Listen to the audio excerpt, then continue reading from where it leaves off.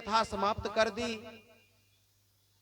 आपने इतने इतने कथा कहे, सब विस्तार से कहे। जब कृष्ण जन्म की बारी आई, कृष्ण उत्सव मनाए जाएंगे, कृष्ण की बारी आई, तो आपने 2 मिनट में कथा विराम कर दी। आप मुझे जो कृष्ण की कथा है उसे विस्तार से सुनाए कि कन्हैया का जन्म कैसे हुआ और उन्होंने क्या क्या किए। तब सुखदेव जी महाराज ने कहा, तुमने कथा बड़े ध्यान से सुन रहे हो, और चलो ये 4 दिन कथा हो गई, आज 5वां दिन है और तुमने कुछ खाया पिया नहीं, इसलिए कुछ खा पी लो। लेकिन उन्होंने कहा मुझे कथा चाहिए।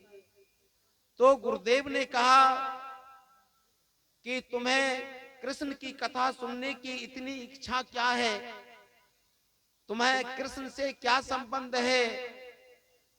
तब राजा परीक्षित ने कहा, गुरुदेव, कृष्ण से नाता ही नाता है, मेरे बाबाओं का नाता है। तो सुखदेव जी ने पूछा, तुम्हारे बाबाओं से कैसे नाता हुआ। तब राजा परीक्षित ने कहा, गुरुदेव, और हम एक कौरव है एक पांडव है।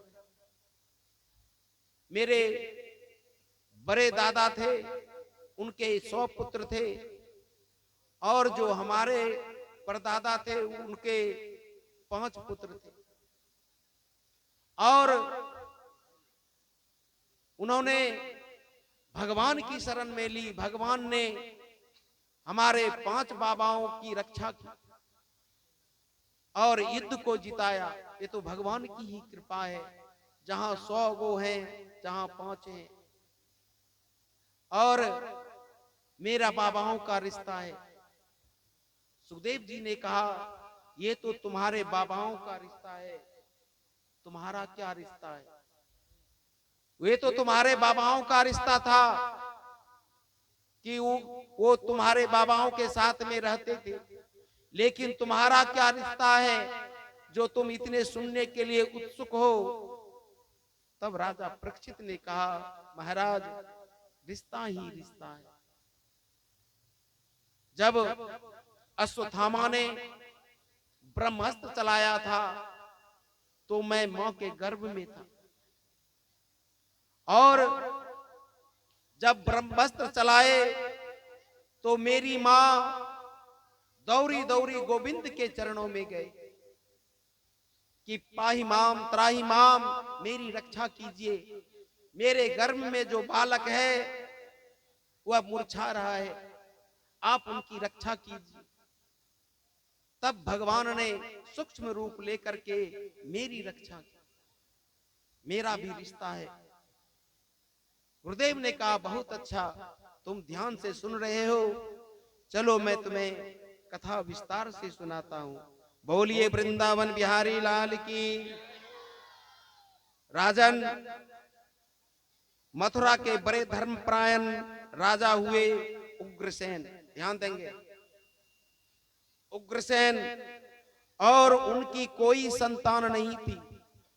उनके पत्नी गर्भवती थी, और एक दिन सहेली के साथ में बगीचे में घूम रही थी। वहां पर एक दुबिल नाम के राक्षस आया, और उनकी परछाई पड़ने पर वह दूषित हो गया। और जब 9 महीने के बाद उस बालक को जन्म दिया, जब से उनकी छाया पड़ी, उस राज्य में अपशकुन होने लगा। तो उग्रसेन ने अपशकुन देखते रहे, और जब 9 महीने पूरा तो उग्रसेन की पत्नी ने एक बालक को जन्म दिया, और जब जन्मे वो भी अनर्थ होने लगा, अनिष्ट होने लगा राज्य में। तो उन्होंने ब्राह्मण को बुलाए और उन्होंने कहा, इस बालक की भविष्यवाणी बोलिए। और उन्होंने भविष्यवाणी में कहा कि यह राक्षस होगा, इनका विचार अच्छा नहीं होगा, इसलिए आप यहां से इसे पानी में बहा दें, ये चला जाएगा और आपका राज सुरक्षित रहेगा। उग्रसेन ने वही किया, बच्चे को टोकरी में रख करके नदी में बहा दिया और वह बच्चे पानी में बहते जा रहे थे और आगे में शूरसेन स्नान कर रहे थे। जैसे ही उन्होंने देखा कि एक टोकरी बहते हुए जा रहा है और वो जैसे ही देखा तो उसमें बालक था, उन्होंने वह बालक को ले जाकर के अपनी पत्नी की गोद में दे दिया और वही कंस है। कंस बड़े हुए तो वो जंगल में तपस्या करने गए भोलेनाथ की, और भोलेनाथ प्रसन्न हो गए और उन्होंने कहा वर मांगो। तो कंस ने यही वर मांगा कि मैं मरूं नहीं, मुझे अमरता का वरदान चाहिए। भोलेनाथ ने कहा कि अमरता का वरदान नहीं मिलेगा, जो भी इस संसार में आया है उनकी मौत निश्चित है, वो मरेगा ही, इसलिए आप कोई दूसरा वरदान मांग लो। कंस ने कहा मुझे वही वरदान चाहिए। जब नहीं माने तो भगवान ने एक धनुष दिया, कहा कि जो भी इस धनुष को तोड़ेगा उसी के हाथों तुम्हारी मृत्यु होगी। और वह धनुष लेकर के वह अपने यहाँ आया और जब आ रहे थे तो रास्ते में नारद जी मिल गए। नारद जी ने कहा कंस कहां जा रहे हो? उन्होंने बताया कि घर जा रहे हैं।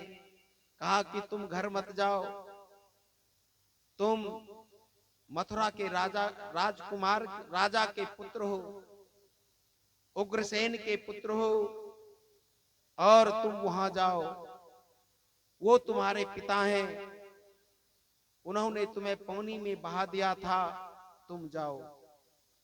और कंस वहां चले गए और उन्होंने कहा पिताजी आपने मुझे बचपन में पानी में बहा दिया था, मैं वही बालक हूं, आपका पुत्र हूं। और उन्होंने कहा कि तुम हमारे रास्ते चले जाओ। लेकिन कंस अनाचार करने लगा, बेविचार करने लगा और उन्होंने एक फौज बना ली। और जब फौज बना लिया तो वहां पर अनाचार बेविचार करने लगा। एक दिन उग्रसेन ने कहा कंस तुम बहुत गलत कर रहे हो, तुम हमारे राज्य से निकल जाओ, भाग जाओ। उसी समय कंस ने उग्रसेन को पकड़ा और उसके मस्तक से मुकुट लिया और अपने को पहन लिया और अपने पिता को जेल खाने में बंद कर दिया। अब कंस वहां के सम्राट हो गए और उन्होंने प्रजा पर अत्याचार करने लगे। उन्होंने कहा मैं ही भगवान हूं, कंस भगवान को हो, मेरी पूजा करो। जो नहीं करते उनको सजा देते थे और उनका पापाचार बढ़ने लगा। तो एक दिन एक उनकी बहन थी, चचेरी बहन देवकी, देवकी से प्रेम करते थे और उन्होंने सोचा कि क्यों ना कुछ पुण्य कर लो। और उन्होंने अपने बहन का विवाह करने लगे। और उनके एक मित्र थे वासुदेव, और वासुदेव से उनका विवाह करने लगा, कर दिया। बड़े उत्साह थे। और जब विवाह हो गया तो कंस ने जिद कर ली कि मैं अपनी बहन को इनके ससुराल तक पहुंचाऊंगा। रथ तैयार था, कंस रथ के आगे बैठ गया, देवकी और वासुदेव पीछे बैठे और रथ हवा की गति से जा रहे थे। और जब आधी रास्ता तय किया था, रास्ते में आकाशवाणी हुई, कंस, जिस बहन को तुम इतना प्रेम करते हो, उन्हीं की 8वां गर्भ तुम्हारा काल होगा, तुम्हारी मौत बनेगी। जैसे ही सुना, कंस ने रथ को रोक दिया और देवकी को केस पकड़कर रथ से उतार दिया और तलवार निकाल लिया। और उन्होंने कहा, इसी के 8वां गर्भ मेरा काल होगा और इसीलिए मैं इसे मार दूंगा। ना रहेगी बांस, ना बजेगी बांसुरी, इसे खत्म कर दूंगा। 8वां पुत्र आएगा कहां से? तलवार निकाल लिए। वासुदेव ने कहा, महाराज आप ये क्या कर रहे हैं? ये आपकी बहन है और आपने कन्यादान किया है, आपने कन्यादान किया है। आप एक तरह से पिता तुल्य हैं और आपने इसे अभी अभी दान किया है, कन्यादान किया है, और अभी आप इसे मार रहे हैं और इसे छोड़ दीजिए। कंस ने कहा, वासुदेव तुमने आकाशवाणी नहीं सुनी? तुमने आकाशवाणी नहीं सुनी कि इनके 8वां गर्भ मेरा काल होगा? अगर मैं इसे छोड़ देता हूं तो लोग मुझे मूर्ख नहीं कहेंगे? कंस, जब तुम जानते थे इसका 8वां गर्भ तुम्हारा काल है तो तुम फिर इसे छोड़ा क्यों? लोग मुझे मूर्ख नहीं कहेंगे, इसलिए मैं मारूंगा। वासुदेव ने कहा, महाराज आप कन्यादान किए और आप इसे नहीं मार सकते, आप कन्यादान किए। और एक बात कहूं, कन्यादान सबसे बड़ा दान है। कन्यादान, जिसको बेटी है वह तो कन्यादान कर ही सकते हैं।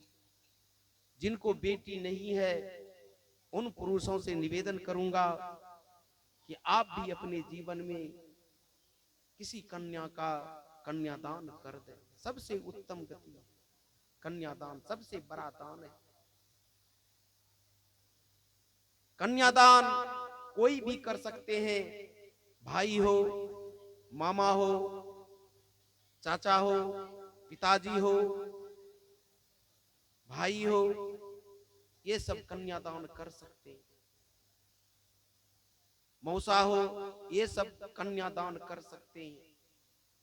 और जिसके पास बेटी नहीं है, कन्या नहीं है, सिर्फ बेटा ही बेटा है, उन पुरुषों से निवेदन करूंगा आप किसी का ना किसी का कन्यादान अवश्य कर दें। क्या लगता है 1000, 2000, 5000 लगेंगे, लेकिन अपने जीवन में यह कन्यादान कर दें। बोलिए वृंदावन बिहारी लाल की। और कन्यादान सबसे उत्तम दान है। और कंस ने कहा, हम इसे मार देंगे। वासुदेव ने कहा, इसे छोड़ दीजिए। तब वासुदेव ने कहा, इनके 8वां पुत्र से डर है, मैं वचन देता हूं जितने भी हमारे पुत्र होंगे हम आपको दे देंगे। कंस ने कहा, एक शर्त पर तू हमारे कारागार में रहना। और कंस ने देवकी और वासुदेव को कारागार में बंद कर दिया और बंद कर दिए। उसके बाद पहला पुत्र हुआ। वासुदेव वचन के पक्के थे। उन्होंने छोटे से बालक को लेकर कंस के दरबार में पहुंचे और जब कंस को दिया, महाराज देवकी ने ये बालक को जन्म दिया है, और जैसे ही कंस ने बालक को गोद में लिया, बालक को देखकर कंस को दया आ गई। उन्होंने कहा कि ये मासूम मुझे मारेंगे, ये बालक मुझे मारेंगे। और उनको दया आ गई, उन्होंने बालक को वासुदेव को दे दिया। वासुदेव जी ले जाइए, ये क्या मारेंगे। वासुदेव जी बच्चे लेकर के आए।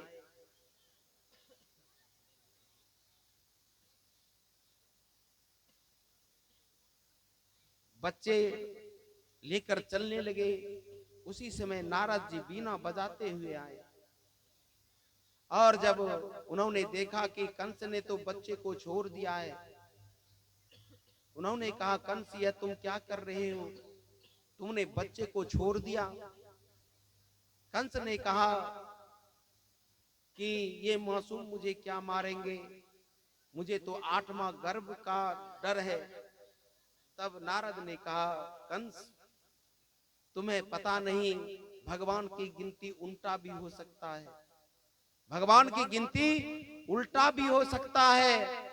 अगर तुम इधर से गिन रहे हो तो ये पहला है, और भगवान उधर से गिनेंगे तो ये 8वां हो जाएगा, तुम्हारा काल बन जाएगा। जैसे ही नारद जी ने कहा, कंस को डर लग गया। उन्होंने तुरंत वासुदेव को बुलाया और बच्चे को लिया और दीवार पर पटक दिया और उनकी मौत हुई। वासुदेव रोने लगे और वहां आकर के दोनों पति पत्नी रोने लगे। बच्चे की मृत्यु के बाद इसी तरह से देवकी वासुदेव ने 6 पुत्र को जन्म दिया और 6 पुत्र कंस ने मार दिए। अब 7वां गर्भ आए तो भगवान ने सोचा कि ये 7वां गर्भ मां के गर्भ में रहेंगे तो इसकी मौत हो जाएगी, कंस से मार देंगे। इसीलिए भगवान ने योग माया को बुलाया और योग माया द्वारा देवकी के गर्भ से लेकर के, और एक बात ध्यान देंगे, वासुदेव की एक और पत्नी है जो कि यशोदा मां के यहाँ रहती है, नंद बाबा के यहाँ, उसका नाम है रोहिणी। ध्यान देंगे, रोहिणी। और रोहिणी है और भगवान ने उसके गर्भ से रोहिणी के गर्भ में ट्रांसफर कर दिया। उन्होंने योग माया को बुलाया और उन्होंने कहा कि जो देवकी के गर्भ में बालक है, और देवकी के गर्भ में बालक कौन है, वो है लक्ष्मण, बलराम जी। जब भगवान रामा अवतार में आए थे तो राम बड़े थे, और उसे जब वनवास हुआ तो लक्ष्मण बार बार कहते थे, भैया आपने तो ऐसे कर दिया, अगर मैं बड़ा रहता तो ऐसे नहीं मानता। इसलिए भगवान ने इस जन्म में उन्होंने कहा कि इस बार मैं लक्ष्मण को बड़ा बनाऊंगा और मैं छोटा बनूंगा। इसलिए इस रूप में इस बार लक्ष्मण जी बलराम के रूप में आए हैं, बड़े भैया के रूप में आए हैं। और उन्होंने रोहिणी के गर्भ में ट्रांसफर किया। योग माया ने कहा कि मुझे क्या मिलेगा। उन्होंने कहा कि जब तुम ट्रांसफर करोगे उसके बाद तुम यशोदा माँ के बगल में सोना, और जब मैं जाऊंगा तो हमारे पिता वासुदेव जी उसे लेकर आएंगे और तुम कंस के हाथ से उड़ जाना और तुम्हें पूजा होगी, साल में 2 बार पूजा होगी और तुम आदि शक्ति कहलाओ। योग माया मान गई और उन्होंने उसके गर्भ में जो था ट्रांसफर कर दिया। कंस आए, कंस ने कहा कि 7वां पुत्र लाओ। देवकी ने कहा कि पुत्र नहीं है। तब उनके मंत्री ने कहा कि इस बार आपके डर से गर्भपात हो गया होगा, उसी में मर गया होगा। कंस चिंतित हो गए कि कैसे हो गया। तब मंत्री ने बताया कि आपके डर से पहले ये मर गया, आपको मारने की जरूरत नहीं है। और फिर भगवान 8वां रूप में आए, 8वां रूप में भगवान आए और भगवान ने देवकी माँ से कहा कि मुझे नंद बाबा के यहाँ पहुंचा दो, यशोदा माँ के यहाँ पहुंचा दो। वासुदेव ने, भगवान की लीला अपरंपार है, कहीं धूप कहीं छाया है, इसीलिए भगवान ने जितने पहरेदार थे सब सो गए, जितने ताले थे वो खुल गए।